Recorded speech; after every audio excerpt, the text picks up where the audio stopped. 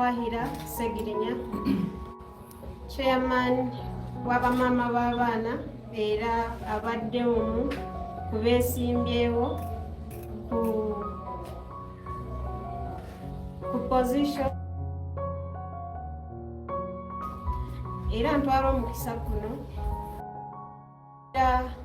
bonna Bannakawempe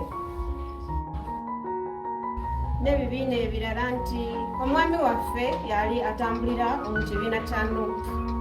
Kati nka bwe NUP yasalawo ne bafuna omu ku babaka gwe bawa kadi era nange nsazeewo ne neegatta ku kibiina nga saagala kwawuzaawuzamu ekibiina kubanga mwena mumanyi bulungi nti omugenzi Honorable Muhammad Segirinya yali yaweebwa ekibiina kya NUP card era nsaba era mbasuubiza tujja kutambulira wamu paka nga tuwangudde.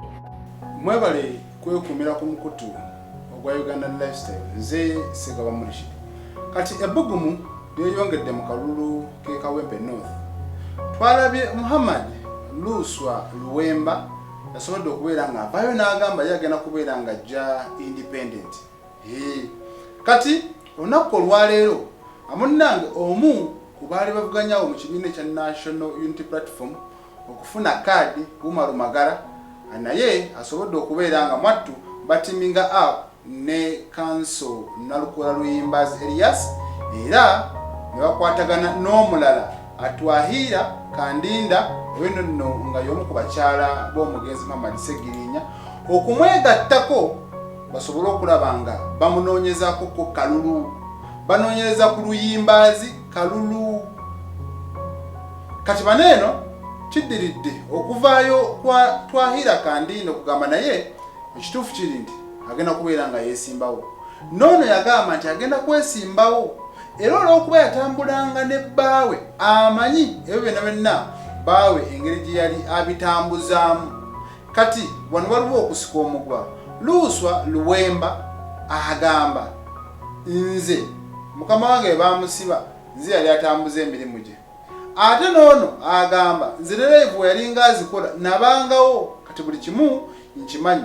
Mu bakyala abalala mubaddemu Nalule Joyce ne mubeeramu n'omulala Natumanyire Betty ate amunnange ne Namutebi Shamim naye abaddewo. Kati wetwogerera abakyala bana bakkiriza okwegatta ku Council Nalukola Luyimbazi. Waliwo oli omulala eyagamba nti nno Kasagga yamutwalako omwana we oyo talabisyeko naye mu mbeera nga webadde ebyo ebisobodde okubanga munnange bituuka nga bwe biri kati. NRM yateekawo omukyala Nambi omulala munnange era wa NRM naganze ngenda kujjanga independent.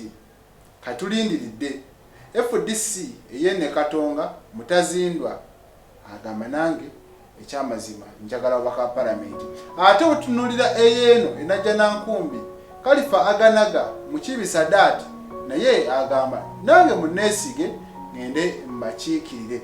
Embeera bwetyo bwebadde kansooke nkuteereyo munnange ate n'ebigambo Council Nalukola Luyimbazi byageze maaso n'okubanga ategeeza bano abamwegaseeko. Nze Murishid Segaba. Gano agaleeteddwa mukyala Honorable Segirinya Twahira mawulire malungi kubanga gagenda kutwongera okutunyweza tubeere bumu ng'ekibiina ekya NUP Bannakawempe North Constituency kubanga si kirungi kuba ng'obuwagizi bwaffe bwawulwayawulwamu. Ddala bwe kibanga abakyala bano basazeewo okutambulira mu buufu bwe bumu n'obwa Honorable Segirinya ng'ekyo bakyesigama ku kubanga Honorable Segirinya yali wa kibiina kya NUP nga balaba nti bwe batabeera bumu ne candidate wa NUP baba bavudde ku mukululo ogwa Honorable Segirinya. Ekigambo ekyo kikulu nnyo era nze kinkutteko nnyo. Nsuubira nti ne Bannakawempe ne bannakibiina kya NUP Bannayuganda n'abantu abaagala enfuga ennungi ne demokrasiya ekintu ekigambo ekyo tebagenda kukitwala nga kyakusaaga. Nsaba bannakawempe, bannakibiina, bannayuganda, ekigambo ekyo tukiteekemu ekitiibwa, tutambulire wamu.